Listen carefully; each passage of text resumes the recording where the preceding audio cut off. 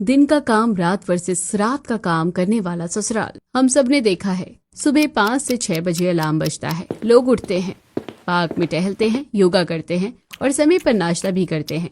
लेकिन इस अपार्टमेंट की तीसरी मंजिल पर एक परिवार ऐसा भी रहता है जो दिन का काम रात को और रात का काम दिन में करता है। आइए मिलते हैं इस अनोखे परिवार से।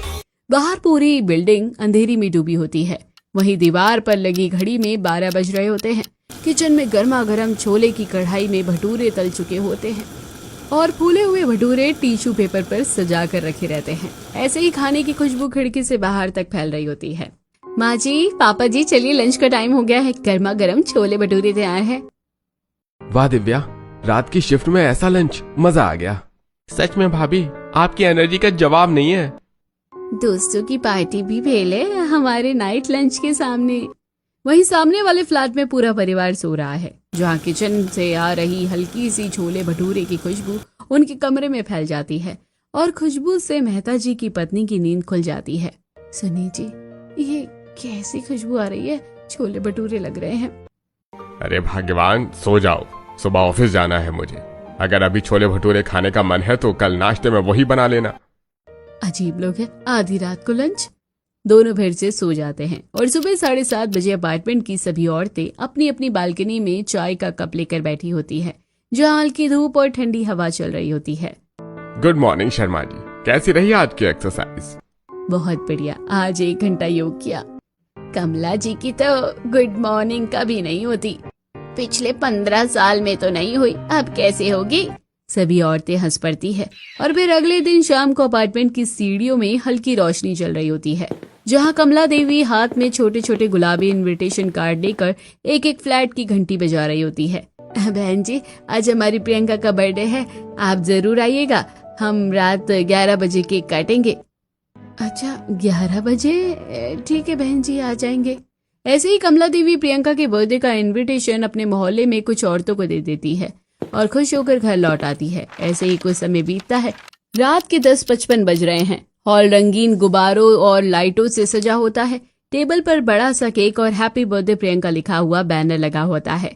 वहीं मुकुल और राघव मोमबत्तियां ठीक कर रहे होते हैं और दिव्या स्नैक्स सजा रही होती है, लेकिन वहीं नेहा चुपचाप दरवाजे की तरफ देख रही होती है। ऐसे ही घड़ी में 11 बजते हैं। मम्मी, कोई भी आया नहीं अभी तक? आते होंगे बेटा, थोड़ा इंतजार कर लेते हैं। ऐसे ही 5-10 मिनट बीतता है और पूरा अपार्टमेंट शांत। ज्यादातर घरों की लाइट बंद रहती है। मेहता परिवार के घर में भी लाइट बंद हो चुकी होती है और मेहता आंटी बिस्तर पर लेटी होती है। इतनी रात को कौन जाएगा? बर्थडे है तो क्या, कल सुबह ऑफिस भी तो जाना है। अरे छोड़ो भी, कौन 11 बजे केक काटता है? दोनों सो जाते हैं।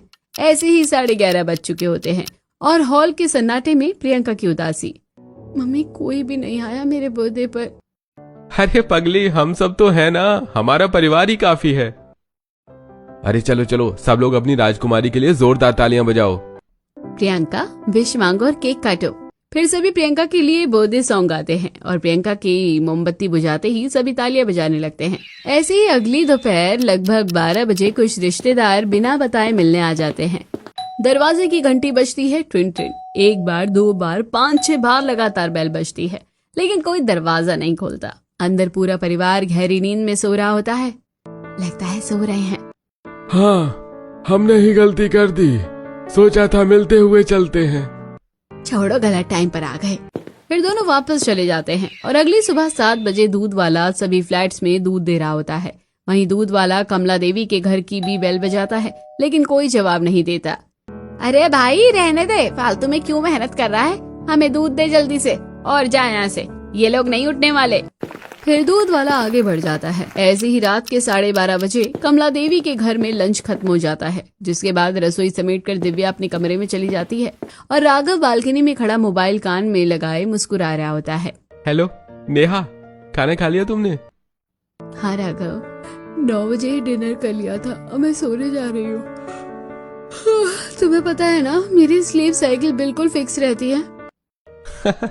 अरे इतनी भी जल्दी सोने की क्या जरूरत है, थोड़ी देर और बात कर लेते हैं। नहीं राघव, मैं अपनी हेल्थ से समझौता नहीं करती, मुझे 7 घंटे की नींद चाहिए। Good night. नेहा फोन काट देती है। राघव कुछ पल मोबाइल को देखता रहता है, फिर अंदर चला जाता है और फिर सुबह 7 बजे नेहा पार्क में एक्सरसाइज के बाद वो मुस्कुराते हुए राघव को कॉल करती है। ट्रेन ट्रेन फोन बजता रहता है और राघव गहरी नींद में पर्दे बंद करके अंधेरे में सो रहा होता है। नेहा कॉल काट देती है। अजीब है, रात को तो जगाए रखता है और सुबह फोन भी नहीं उठाता। उसी रात 1 बजे राघव फिर नेहा को फोन करता है। तुम्हारा क्या रूटीन है राघव? पूरी रात मुझे जगा कर रखते हो और जब मैं सुबह फोन करती हूँ तो उठाते तक नहीं। अरे ऐसा कुछ नहीं है यार, बस थोड़ा काम का प्रेशर है इन दिनों। काम का प्रेशर या कुछ और? अरे पागल, तुम ही मेरी सबसे बड़ी प्रायोरिटी हो। नेहा चुप हो जाती है, लेकिन उसके चेहरे पर हल्की चिंता होती है।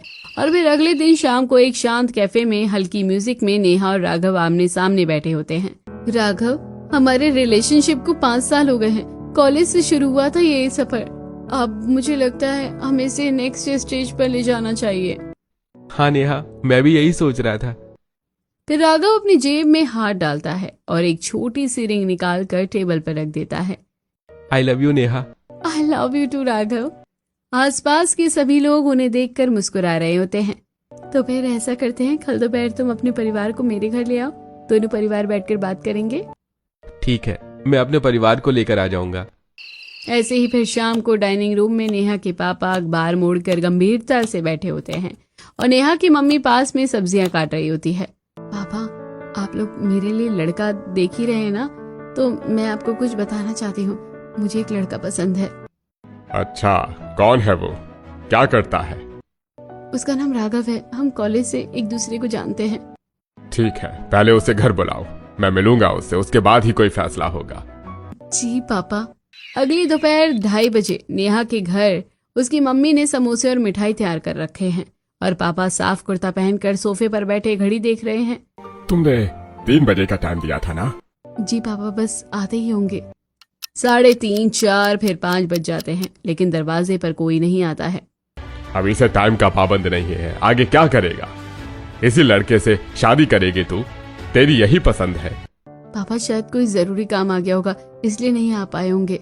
पापा नाराज होकर चुप हो जाते हैं और रात के 10:45 बजे नेहा का परिवार खाना खाकर सोने की तैयारी कर रहा होता है। तभी डोरबेल बजती है। इतनी रात को कौन हो सकता है? लगता है चोर वोर होंगे। तुम लोग पीछे रहो, मैं देखता हूँ। फिर नेहा के पापा गेट खोलते हैं और जैसे ही दरवाजा खुलता है वो डंडा उठाकर सामने वाले पर चढ़ जाते हैं। अरे अंकल, नेहा, मैं हूँ राघव। राघव, तुम इस टाइम? मैंने कहा था ना मैं आऊंगा। लेकिन मैंने तुम्हें 3 बजे का टाइम दिया था ना, ये कौन सा टाइम है घर आने का? तुम्हें क्या बताऊं, अचानक मेरे एक दोस्त को तेज बुखार हो गया था, उसे अस्पताल ले जाना पड़ा, इसलिए लेट हो गया। नेहा के पापा अभी भी सख्त चेहरे से खड़े होते हैं और राघव का परिवार भी राघव के पीछे खड़े होकर असहाय महसूस कर रहे होते हैं। ठीक है, अंदर आइए। सब लोग ड्राइंग रूम में बैठते हैं। फिर कुछ देर बातचीत के बाद, लेकिन हमारा इरादा साफ है, हम रिश्ता पक्का करने आए हैं। ठीक है, देर से आए लेकिन आए तो सही, हमें रिश्ता मंजूर है। फिर कमरे का माहौल हल्का हो जाता है। नेहा की मम्मी मिठाई ले आती है। फिर दोनों परिवार एक दूसरे को मिठाई खिलाते हैं और शादी पक्की कर लेते हैं। ऐसे ही कुछ दिन बीत जाते हैं और शादी के दिन धूमधाम से शादी हो जाती है। फिर ढोल नगाड़ों के साथ नेहा का स्वागत होता है। कमला देवी के घर का हॉल रंग बिरंगी लाइटों और फूलों से सजा होता है। दरवाजे पर नेहा की आरती की थाली लिए कमला देवी खड़ी होती है। नेहा लाल जोड़े में सिर झुकाए गृह प्रवेश के लिए तैयार खड़ी होती है। आओ बेटा, दाहिना पैर आगे रखो। फिर नेहा कलश गिराकर अंदर गृह प्रवेश करती है और फिर नेहा सोफे पर बैठी ही होती है कि कमला देवी बोल पड़ती है, बेटा, हम तेरी कल वाली रस्म भी अभी कर लेते हैं। मम्मी जी, सब लोग बहुत थके हुए हैं, कल कर लेंगे ना? अरे नहीं बेटा, हम सब में तो फुल एनर्जी है। फिर एक बड़ी सी थाली में दूध और गुलाब की पंखुड़ियां डाली जाती है और अंगूठी ढूंढने की रस्म शुरू होती है। फिर सभी लोग नेहा और राघव को घेर कर बैठ जाते हैं। देखना भाभी, अगर भैया जीत गए ना तो समझ लेना घर में उन्हीं की चलेगी। सब हंस पड़ते हैं। नेहा भी मुस्कुराती है, लेकिन उसकी आंखों में थकान साफ दिखती है। फिर देर रात नेहा और राघव अपने कमरे में जाते हैं। कमरा फूलों से सजा होता है और मोमबत्तियों की हल्की खुशबू फैली होती है। जैसे ही दोनों कमरे में बैठते हैं, दरवाजे पर दस्तक होती है और पूरा परिवार अंदर आ जाता है। मम्मी, आप कहाँ जा रही हो? आज हमारे पास टाइम पास करने के लिए बहुत जरूरी चीजें हैं। चलो देवरानी जी का स्वागत करते हैं और उनसे बातें करते हैं। सब लोग बिस्तर और सोफे पर बैठ जाते हैं और पुरानी एल्बम में निकाल लेते हैं और मुकुल बचपन की फोटो दिखाकर राघव को चढ़ाने लगता है। ऐसे ही कमरा हंसी से गूंजने लगता है और रात के 2 बज जाते हैं। नेहा की आंखें झपकने लगती है और वो धीरे धीरे तकिए से टेक लगाकर आंखें बंद कर लेती है। अरे नेहा सो मत, हमारे साथ एंजॉय करो। इतनी भी क्या जल्दी है भाभी सोने की? इनको बाहर भेजो। शांत रहो ना, सब खुश हैं। नेहा अंदर ही अंदर झुंझला जाती है। ऐसे ही पूरी रात हंसी मजाक में घड़ी में 5 बजते हैं। बाहर हल्की रोशनी आ जाती है। चलो अब सोने का टाइम हो गया है, बहुत बातें हो गई हैं। धीरे धीरे सब लोग उठकर कमरे से बाहर चले जाते हैं। कमरे में सन्नाटा होता है और राघव नेहा के पास आकर बैठ जाता है। सॉरी यार, मुझे तुमसे बात करने का टाइम ही नहीं मिला। वो नेहा के बाल पीछे करता है। अब याद आई है मेरी, जब से कह रही थी मुझे सोना है, तब तो तुम अपने परिवार के साथ हंसने में लगे हुए थे। अरे वो सब तो बस। पूरी रात तो तुमने हंसने में निकाल दी और अब लवी डवी बातें। ठीक है, जब तुम बात नहीं कर रही हो तो मैं सो रहा हूँ। राघव करवट लेकर सो जाता है। नेहा की आंखों में नींद तो होती है लेकिन मन में उथल पुथल भी। वो धीरे से उठती है जहां सुबह की हल्की धूप खिड़की से अंदर आ रही होती है।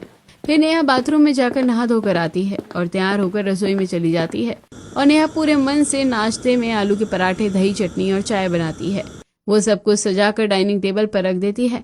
घड़ी में सुबह के 9 बज रहे होते हैं। नेहा कुर्सी पर बैठकर सबका इंतजार करती है।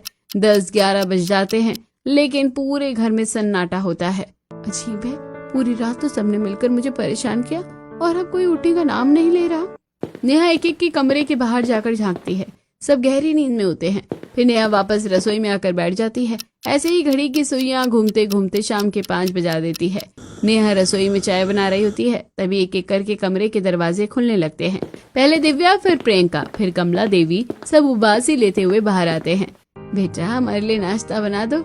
मम्मी जी अब तो डिनर का टाइम है। अरे बेटा हमारा तो दिन अभी शुरू हुआ है। तुम अतरंगी ससुराल में आई हो, यहाँ सब दिन का काम रात में और रात का काम दिन में करते हैं। Welcome to night shift family bhabhi. सब हंस पड़ते हैं। नेहा का चेहरा उतर जाता है। चलो नेहा, हम दोनों मिलकर ब्रेकफास्ट बनाते हैं। फिर नेहा और दिव्या रसोई में लग जाते हैं और रात के खाने में भारी नाश्ता तैयार होता है। छोले, पूरी, हलवा। सब लोग टेबल पर बैठकर हंसी मजाक करते हुए खाते हैं।